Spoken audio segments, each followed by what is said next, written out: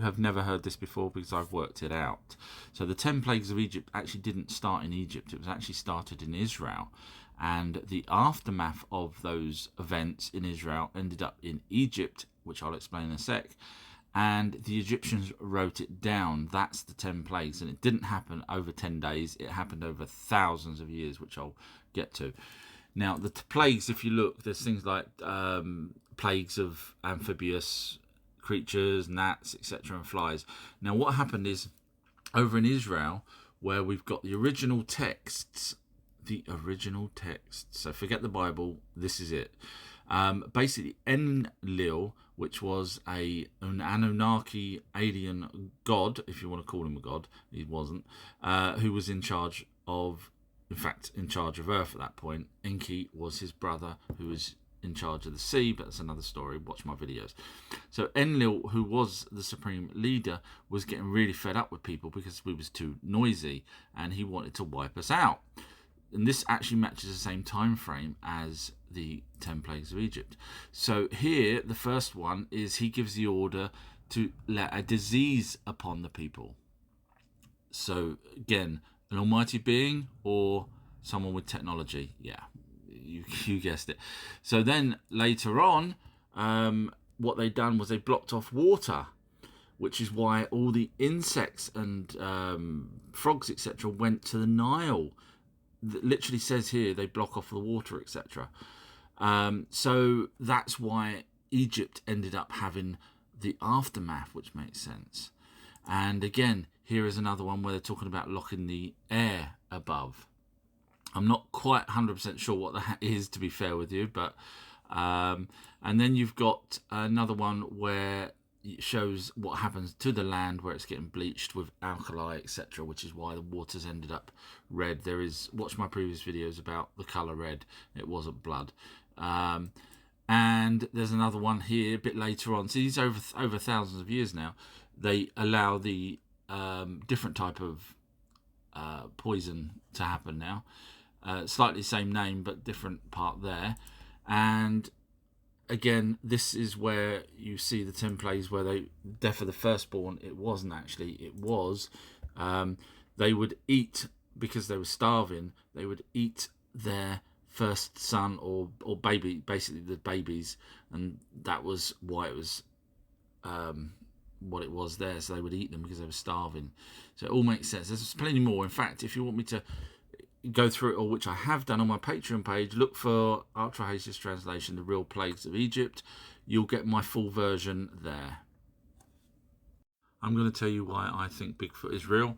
So first, you've got the Patterson-Gimlin footage, which hasn't been debunked. You've now got two people on their deathbed saying that they built the suit. So one of them, independently, so one of them's lying or both of them's lying. So they're both lying, obviously. And then you've got the police that actually admit seeing Bigfoots. And then you also have all these normal people. So in 2019 in Washington, 2,000 reports over, and in Pennsylvania 1,600, and then in Michigan, etc. So all of these people were mistaken a Bigfoot for, well, a bear for a Bigfoot, really, because it can't be anything else other than a bear that size.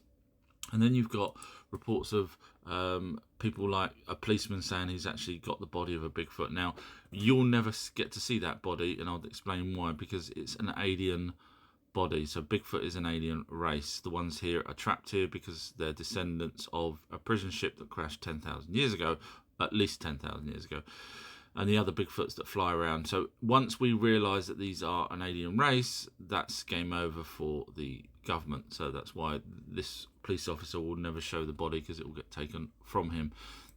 And then you've got the genetics with the DNA. Now this makes me laugh, because you've got things like here where people have sent in, proper Bigfoot hunters have sent in hair, which they believe might be from a Bigfoot, and then these institutions come back and say it's a cow. But what they don't realise is that the cow must have been 6 to 7 foot tall or climbing a tree, because that's where the hair was found.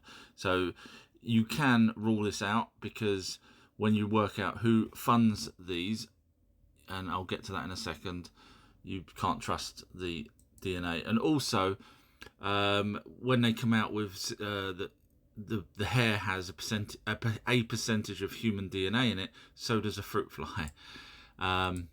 In fact, you can't even trust the DNA statistics as it is. Look, what animal shares 98% of our DNA? Chimps.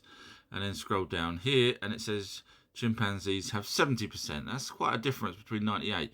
So straight away, someone can't do their calculations correctly.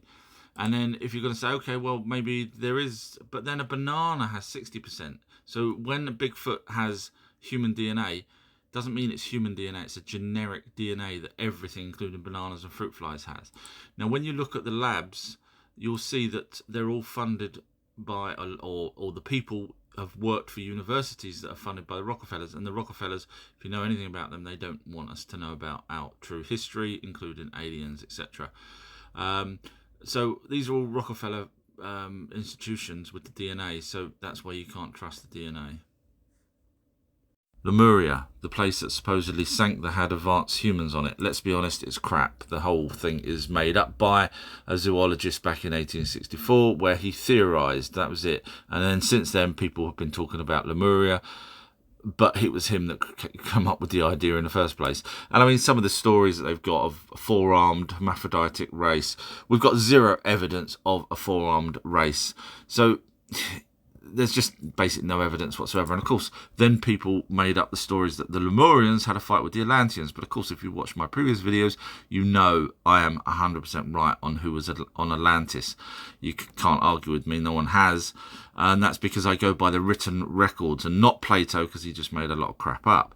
So I go by what evidence there is. So in terms of Lemurians and Atlanteans, zero evidence whatsoever other than the Anunnaki. And that's not to say there isn't buildings under the water. There is all around the world, but not Lemurians. Lost Continent of Mu, load of crap. Sorry, this is a new version of me getting rid of all the baloney that's out there. So basically 1825 is roughly when someone come up with the idea that there was a continent. Now that's not to say there wasn't continents. In fact, possibly the whole of the planet was one big continent that split up, and that's fine. But Mu supposedly broke up a continent 12,000 years ago. Of course, we've got zero evidence of that whatsoever. And also, it had 64 million people. So who sat there and counted those people with major cities? No one. Zero evidence whatsoever of any people on a continent that broke up 12,000 years ago. Now, the actual oldest writing, if you go by mainstream, is only 3,400 BC. I say about 9,000, but still, that's another 3,000 years that someone would have had to have held on to that information and gave it to the people that ended up writing. But of course, we've got zero evidence of that. That's not to say there wasn't continents, but certainly not 12,000 years ago that one sunk. So ignore it. Here's a little test for you, a logic test, see how well you do. So would you, if you was purple-headed and you created a species that looks like you, that's also purple, would you call them the purple-headed? You probably wouldn't. You'd give them a different name, wouldn't you, logically? So anyway, the reason why I say that is because the Anunnaki, who are actually described in the ancient texts as pale skin, blue eyes and white beard, which is where we get the generic god from. But there's some people out there that say that they're dark skinned. No matter how many times I ask for the proof of that, they don't actually come back with it. Now let's have a look at what the actual translations of the people that the Anunnaki created. They call them the black-headed people. And the reason for that is because the Anunnaki were Pau. So you don't call yourself Pau and then call the creatures that you created Pau-headed, because it's just illogical. Do you not agree? This person's replying to a video that I done where I was talking about the Anunnaki, Elohim creating humans, which we've got the tablets. We've actually physically got the tablets. We've got different people translating it, all saying the same thing, that in the Abzu, Enki created humans from a hominid. They tried about 7 or 8 times. They finally got it right, etc. So we've got the actual evidence that predate the Bible by thousands of years. And obviously anyone with half a brain knows, if they've done any research, that the Hebrew is a translation of Aramaic, which is off of Babylonian, sometimes Assyrian, which is then actually directly, eventually, off of Sumerian. So you can understand why the Bible is wrong. Anyway, I asked, could you show me proof? Because clearly I can show you proof of the Anunnaki doing it. And the person wrote back saying the book of Genesis, which unfortunately that person really has no concept that the Anunnaki came way before. Sorry, the logic just doesn't sit right with me, because Jesus Christ, as you say, created Adam and Eve, which were the first humans. Obviously, forget the Anunnaki doing it, because we know that they did it. But let's go along with your assumption. Then, if they were the first humans and Jesus created them, who was Mary and Joseph? You can't say humans, because Adam and Eve was the first humans that Jesus created. So if Jesus' parents were human, then it all falls apart. Unless they were aliens or Neanderthal. Just doesn't sit right. So that's why you should always kind of go back to the original texts. I would suggest looking up the Lost Book of Enki. I could help you go through the Sumerian text and explain, help you if you're really interested, but you're probably not going to want to know anything about aliens, I'm afraid. Any religious people, I need you to answer two very simple questions. So the first one here is, it says, within Jesus Christ's teachings, we find the plan for our happiness, our redemption, and our salvation. Now, Jesus came along 2,000 years ago. What about the people that were here 300,000 years ago, the humans, Homo sapiens sapiens? They never had an option for salvation. Why is it only when he turned up? I don't get it. Doesn't make sense. Please answer that one.